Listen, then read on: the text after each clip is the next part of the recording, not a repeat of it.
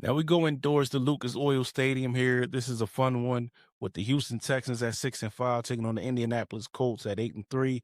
And we've got strength on strength in this one. For Houston, this should be the return of CJ Stroud after missing 3 games with a concussion. The Texans went 3-0 without him, leaning on the nasty defense and Davis Mills doing just enough to get by. Now you drop Stroud back into that team that already proved that it can win ugly. That's a playoff recipe. On the Colts side, they've only played 2 division games so far, both against the Titans. This is the first of 4 AFC South games in their final 6, so this division is about to get real.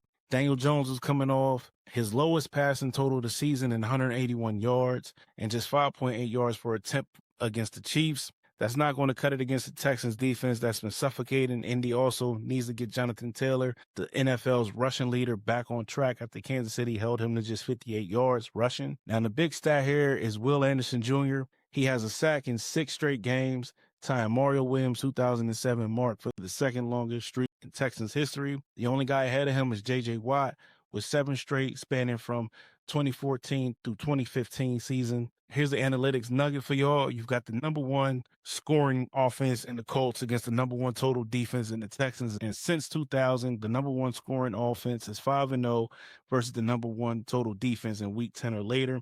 On top of that, the Colts haven't lost at home since November 24th, 2024. I'm buying into what D'Amico Ryans is selling.